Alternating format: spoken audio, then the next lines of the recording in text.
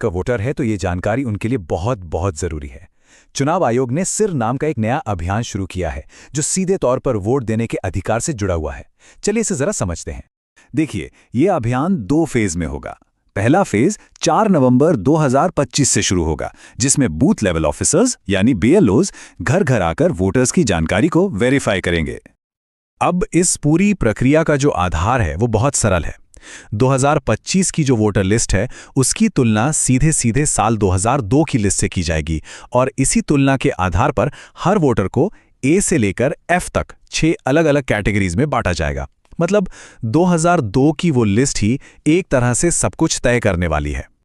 तो सवाल ये उठता है कि किसी को कौन सी कैटेगरी मिलेगी। इसके लिए 2 मुख्य चीजें देखी जाएंगी। पहली, वोटर की उम्र, और दूसरी, 2002 की वोटर लिस्ट में उनके परिवार का नाम है या नहीं। ठीक है, तो सबसे पहले ग्रुप को देखते हैं।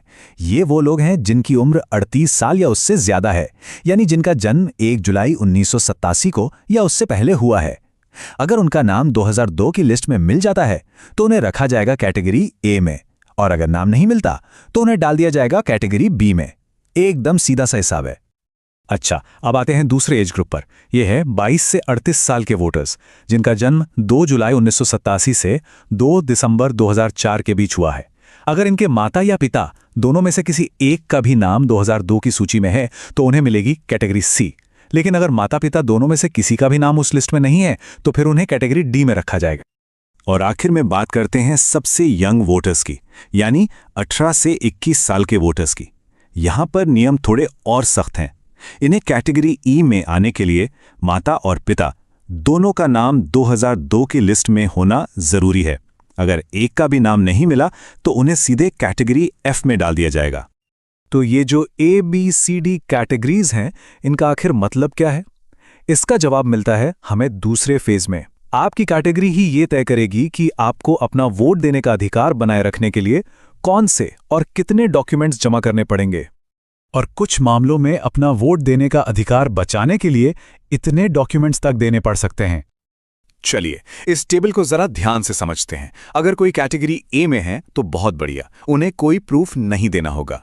बी, सी और ई कैटेगरी के लोगों को सिर्फ अपना एक प्रूफ देना होगा। लेकिन कैटेगरी डी वालों को अपना और अपने माता या पिता में से किसी एक का यानी कुल 2 प्रूफ देने होंगे। और सबसे ज्यादा कैटेगरी एफ वालों को अपना और अपने माता पिता दोनों का मतलब कुल 3 प्रूफ पेश करने होंगे। और सबसे जरूरी बात, अगर ये प्रूफ नहीं दिए जा सके तो मतदाता सूची से नाम हटने का पूरा खतरा है। तो अब सबसे बड़ा सवाल, आखिर किया क्या जाए? घबराने की जरूरत बिल्कुल नहीं है। कुछ बहुत आसान कदम हैं जो अभी से उठाए जा सकते हैं ताकि आगे चलकर कोई भी परेशानी ना हो। तो सवाल यह है कि पहले फेज की तैयारी के लिए हम अभी से राइट नाउ क्या कर सकते हैं? देखिए, हमारा लक्ष्य होना चाहिए कि हम सबसे आसान कैटेगरीज ए, सी और ई में आ जाएं। इसके लिए क्या करना होगा? जिनकी उम्र 41 साल से ज्यादा है वो 2002 की लिस्ट से अपना नाम, भाग संख्या और क्रम संख्या ढूंढकर अपने बीएलओ को दे दें। जो 21 से 38 साल के हैं वो अपने माता या पिता में से किसी एक की 2002 की लिस्ट की जानकारी अपने बीएलओ को दे दें। और जो 18 से 21 साल की युवा वोटर हैं वो अपने माता और पिता दोनों की 2002 की जानकारी निकालकर अपने बीएलओ को दे दें।